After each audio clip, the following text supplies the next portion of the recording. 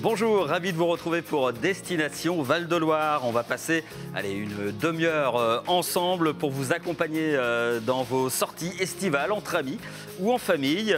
Pour m'aider dans cette tâche exquise, mes invités présents dans le salon d'été de Destination Val-de-Loire. On s'intéresse aujourd'hui à Tours et à ses alentours. Vous allez voir. Avec moi donc en plateau, Aurélien Vialagoudou, bonjour. Bonjour.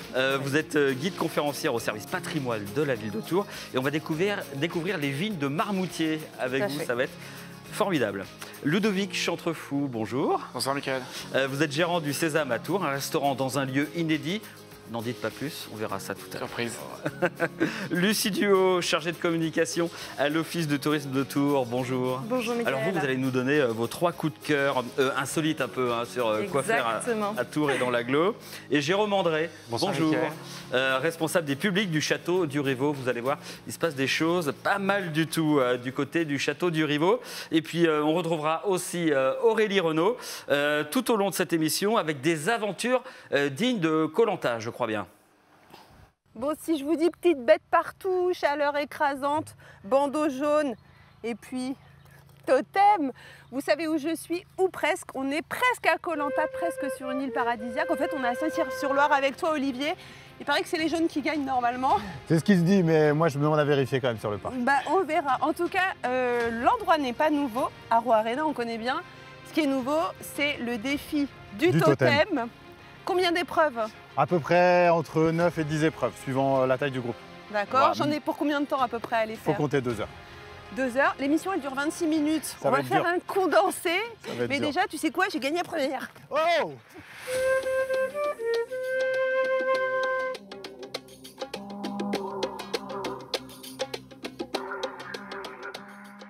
Bon, on verra tout à l'heure si Aurélie a gagné ce fameux totem. Mais on va commencer avec vous, Aurélie. On va prendre son vélo avec ses amis ou sa famille et puis on se dirige à l'est de Tours, tout doucement, direction Marmoutier. Vous allez nous plonger sur place dans l'univers de l'abbaye de Saint-Martin et de la vigne. Alors, c'est deux univers qui ont l'air particulièrement liés, en fait, sur place. Tout à fait. Alors, on peut prendre son vélo ou sa voiture. Ouais, les deux fonctionnent, ou même à pied. Voilà, en longeant les bords de Loire. Donc, effectivement, deux choses qui paraissent différentes, mais qui sont liées effectivement à Marmoutier, donc à la fois le Chenin, la vigne et puis l'abbaye, donc un monastère fondé par Saint-Martin au IVe siècle.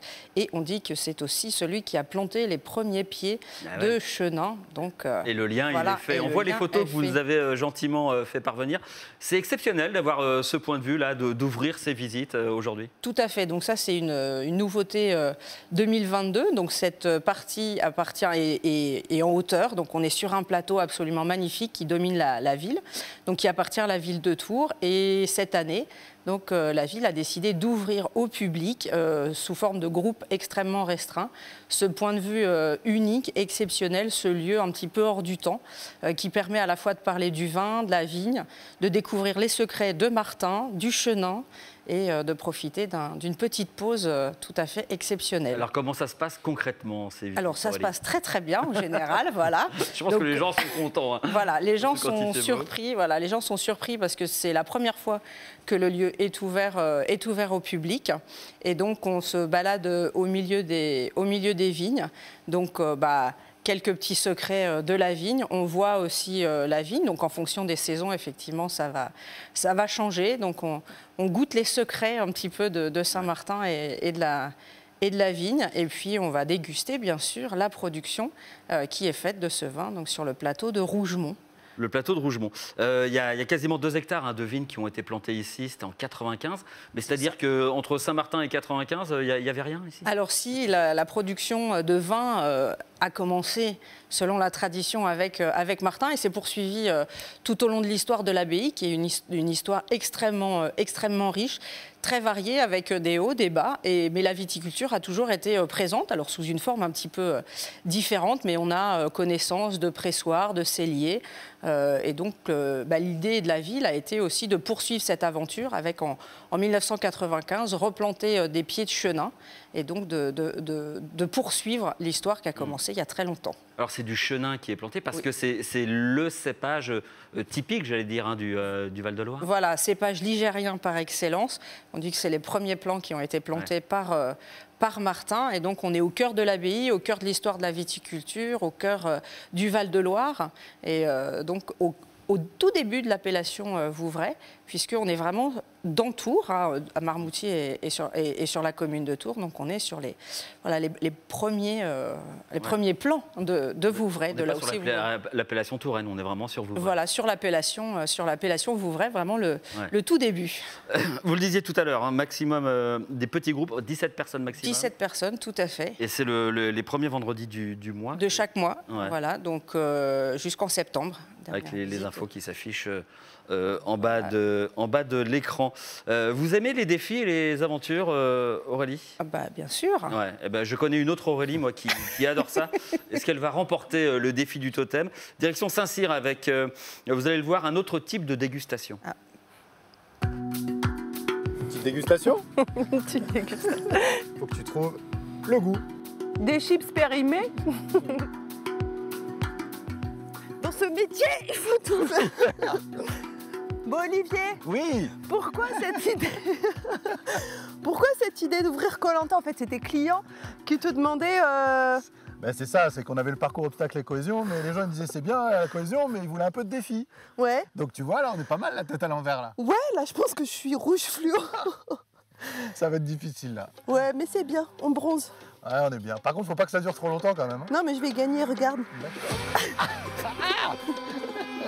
J'ai jamais fait une interview comme ça.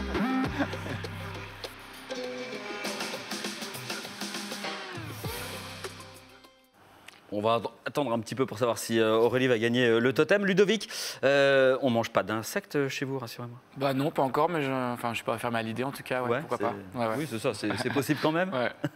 Vous êtes gérant du Sésame, de Sésame d'ailleurs. C'est De pas le Sésame. Sésame, c'est Sésame. Sésame tout court. Ouais, Sésame tout court. Une adresse qui est ouverte depuis octobre dernier, dans un lieu atypique pour un restaurant. Alors, pas d'espace naturel, pas de château, pas de vue sur la Loire, même si la Loire est à proximité quand même. Ouais. Et ça peut être un atout. Rendez-vous pour un grand miam à MAM. Merci Aurélie pour le jeu de mots. MAM, c'est la cité de la création et l'innovation à Tours. On va le voir sur ces images. Vous proposez-vous dans cette salle à manger en fait, hein, dans un vaste espace de travail. C'est là où il y a des cellules grises de tous les chercheurs et de tous les start-upers. Ça crée une ambiance particulière dans cette salle pour vous? Oui, en fait, déjà, même, c'est vraiment un lieu d'activité multiple. En fait, il y a déjà, comme vous dites, il y a cet espace de travail où il y a beaucoup de start-up, beaucoup d'entreprises du tech, mais aussi des organisations comme Mission Val-de-Loire, par exemple, ou d'autres entreprises qui sont plus créatives, comme Iceberg, qui accompagnent des artistes. Donc, c'est vraiment un lieu d'activité où il y a toujours quelque chose un peu différent qui se passe, entre des séminaires, des concerts. Demain, il y a un concert de chœur a cappella. Donc, et nous sommes implantés en plein milieu de ce bâtiment industriel, qui était une ancienne imprimerie, en fait. Et qui est un bâtiment classé, hein, on peut le dire. Bâtiment classé au bâtiment de France, exactement. Ouais. Pourquoi avoir voulu vous implanter au cœur de cette cité de la création? Déjà, c'était un appel à projet de Tours Métropole, auquel j'ai répondu avec mon associé. Et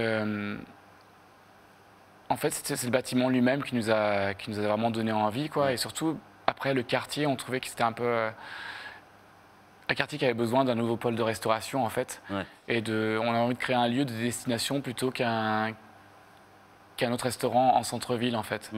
Donc, c'est un peu ce qu'on est en train de créer en ce moment. C'est-à-dire qu'on a nos clients de MAM qui travaillent sur place, mais aussi les gens du quartier qui viennent nous voir, ainsi que tous les visiteurs de Tours qui peuvent venir à des séminaires ou des conférences, comme par exemple, il y a les assises du journaliste dernièrement. Ouais. Donc, comme et vous puis voyez, des Tourangeaux en balade, hein, qui montent la Loire Exactement. et qui peuvent faire un petit crochet. Donc, pour on est aller, vraiment à 5 minutes de la Loire, en fait, 5 minutes de la Loire à vélo. Donc, ouais. Ce qui est intéressant, c'est que Fabrice, votre associé, hein, qui est lui derrière les fourneaux, c'est un ancien ingénieur. Voilà. Donc, ça fait sens, j'imagine. Donc c'est aussi un peu, pour lui. on a un peu fermé la boucle, ouais. Ouais. Ouais, tout à fait. Alors bon, donnez-nous envie, qu'est-ce qu'on mange chez vous? Eh ben, on a Des une- produits locaux surtout. Alors surtout des produits locaux, tout en circuit court, du bio à volonté. Par exemple, tous nos légumes, ça vient de la morinerie à Saint-Pierre-des-Corps. Nos viandes, ça vient de la vignellerie, qui sont dans le 37 aussi. Même nos boissons, enfin, Aurélie parlait du Clos de Rougemont. Nos vins, eh ben, on a le Clos de Rougemont sur la carte, le Vouvray de Tours. Ouais. Et après, on a une cuisine un peu originale, c'est-à-dire qu'on a beaucoup voyagé, moi et Fabrice. Et on a une cuisine où on aime bien jouer avec les épices, on aime bien apporter de la cuisine du monde et on aime surtout apporter de la curiosité à nos plats. Donc on aime quand ça fait parler, qu'on aime échanger. Vous aimez évoquer des choses, Tout à fait, tout à faire fait. des expériences presque, peut-être pour ouais, les. enfin pas trop des expériences, on va pas faire des expériences avec nos clients, quoi, mais, Au moins que vos mais- clients repartent avec au moins. mais surtout, ouais, c'est ça, de nouvelles connaissances, et ouais, c'est ça. l'impression d'avoir goûté quelque chose qu'ils n'ont jamais goûté auparavant et d'être conquis par, je sais pas, ils aiment pas les épinards, mais pas chez nous, et du coup, ils ont goûté un plat avec des épinards qui les a conquis, ouais. Et puis après, on fait beaucoup d'événementiels aussi sur le site privé, c'est-à-dire des événementiels d'entreprises qui viennent chez nous. Ouais. On a de l'événementiel que l'on crée nous-mêmes autour de la gastronomie. Donc on a un club du livre de cuisine qu'on fait en saison automne-hiver, qu'on a commencé l'année dernière, où on choisit un livre de cuisine et on cuisine que des plats à partir de ce livre de cuisine. Et justement, encore une fois, pour apporter une nouvelle gastronomie au Tourangeau. Ouais. Alors 45 ouverts, ça compte le restaurant et le coffee shop, c'est ça? Alors, C'est un peu les deux? Ouais, on a près une quarantaine de couverts au niveau du restaurant, parce qu'on a les deux établissements. Ouais. Et au coffee shop, c'est entre 20 et 40 couverts aussi. Ouais, donc on cuisine pour après 60, 80 personnes par jour au moment du déjeuner, puisqu'on est ouvert en continu. Donc ensuite, on a les pâtisseries de l'après-midi, les cafés du matin. Donc on est bien occupé. Ouais. Alors vous êtes ouvert toute la semaine. Ouais. Et puis pour ceux qui nous suivent pour cet été, les 3 premières semaines de juillet et la dernière semaine d'août, c'est bien ça? C'est ça, ouais. Donc on prend une petite pause en été, en effet. Ouais, bon, histoire de préparer des nouveaux plats et des nouveaux menus Ouais, pour puis la de rentrée. prendre un peu du bon temps, nous aussi, puis peut-être de profiter des... Hein, c'est ça la dégustation à marmoutier. Voilà, exactement, ouais. Ouais. Tout à fait. Merci Ludovic, Merci. restez avec nous. Hein. Merci. Juste après la coupure, Lucie, vous nous partagerez vos 3 coups de cœur de sortie insolite à Tours. Et on fera un petit pas de côté pour découvrir les merveilles et richesses du château de Rivaux avec vous, Jérôme. On saura enfin si Aurélie Renaud a remporté le défi du totem. Darro Arena, quel suspense, on ne tient plus. À tout de suite.